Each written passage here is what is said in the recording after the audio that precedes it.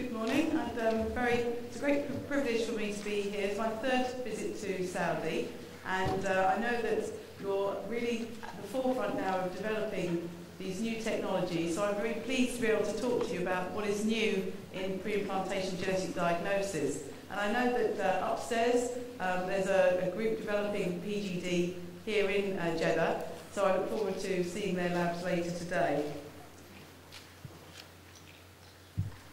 So what I'm going to talk to you about today is I'm going to give you an overview of where we are currently with PGD, but also I'm going to talk about PGS, which is pre-implantation genetic screening. And this is slightly different to PGD, and often people get confused. So now, in all of my talks, I make a clear differentiation between what is PGD and what is PGS. Interestingly, on the poster board outside, I saw that the technique here was called pre-implantation genetic screening, but they were actually talking about PGD. So I really want to make clear the differences between the two.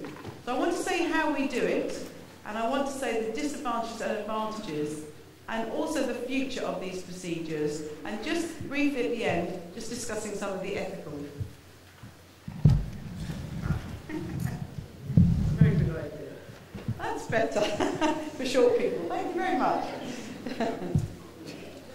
We need to develop some gene therapy for growing. That would definitely be a good idea. Okay, let's talk about PGD. Now, PGD is what most of you would understand, where we're doing a genetic diagnosis on the pre-implantation embryo, and this is for couples at risk of a specific genetic or chromosomal disorder. So the couples know they're at risk, and we're going to do a genetic or chromosome test on these embryos for their specific disorder for high-risk couples. So the number one aim of this procedure is to be absolutely sure of our genetic diagnosis, because these couples are at very high risk. And hopefully then, when we transfer these unaffected embryos, the patients can achieve a healthy pregnancy. So these patients are mainly fertile. They don't have a problem getting pregnant. They don't need to go through IVF. But we have to get them to go through IVF so we can do the test in vitro. The main option for these couples would be prenatal diagnosis, but I know in Saudi there are some issues with prenatal, so pre-implantation is a very good option for these couples so that they can have a healthy family.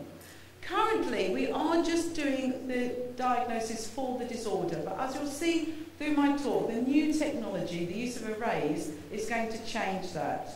So in these cases, undiagnosed embryos should never be transferred because these patients are at such high risk.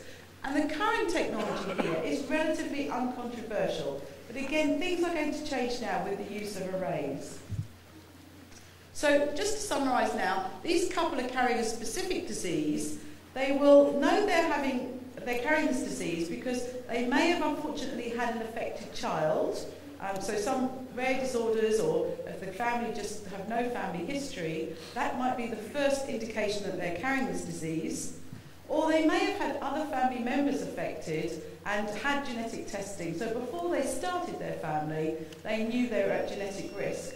And in many cultures now, where there's high prevalence of certain genetic disorders, genetic testing now is done before the couple even get married, so that they know exactly where they stand with regard to transmitting certain diseases. And for some late onset diseases, they may have been diagnosed as an adult, for example, some inherited cancers and some other late onset diseases. So a couple present to you and they know they're at risk of transmitting a disease to their child, and the genetic counsellor would discuss the options with them. And here's the options, from one extreme to another. They may decide not to have children.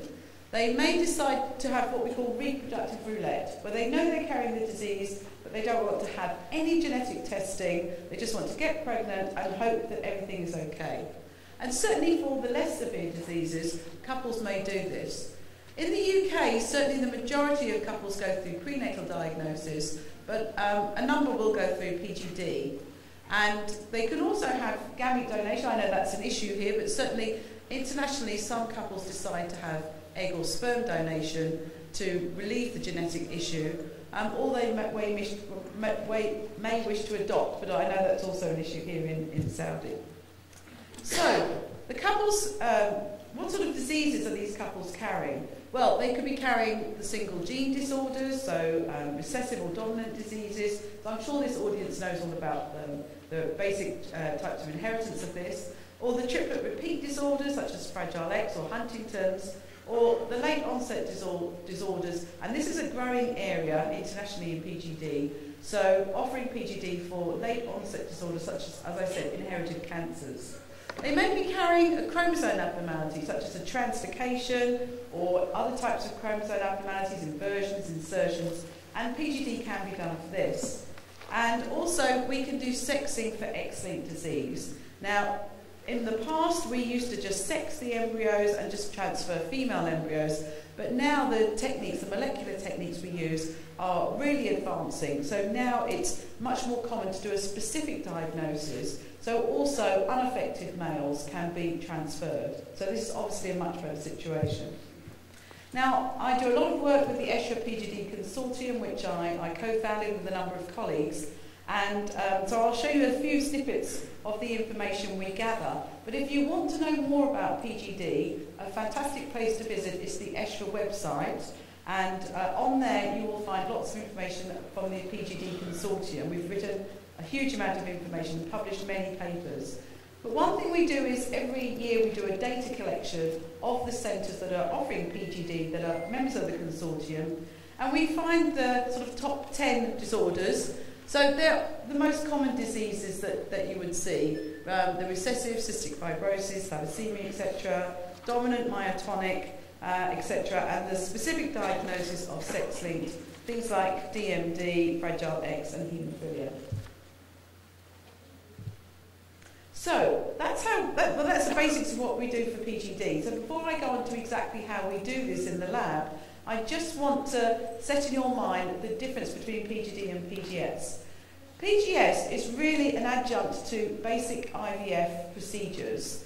The aim here is to get the patient pregnant. So what we're doing is we're treating infertile patients. So these are patients that are going through our routine IVF procedures, and we're using this technology, so the biopsy and the diagnosis, to look at the chromosomes of the embryos to help us decide which embryo is going to hopefully get a better implantation for patients going through IVF. So these are very different indications and very different patients. These are all patients who are infertile or subfertile. These are not patients that can get pregnant naturally. And we're using this, as I said, as a selection tool that can be used again with morphology and other tools that the embryologists use. So we look at the chromosomes just to help decide which embryo might be the best embryo to transfer. There have been a lot of problems with this technique, and I'm going to summarise these at the end when I've gone through how we actually do these procedures. But the big issue with this technology is that we need evidence to show that using this additional technique to our basic IVF is actually going to significantly improve our delivery rates. And this has caused a lot of controversy, and I'll discuss this, as I said, later on.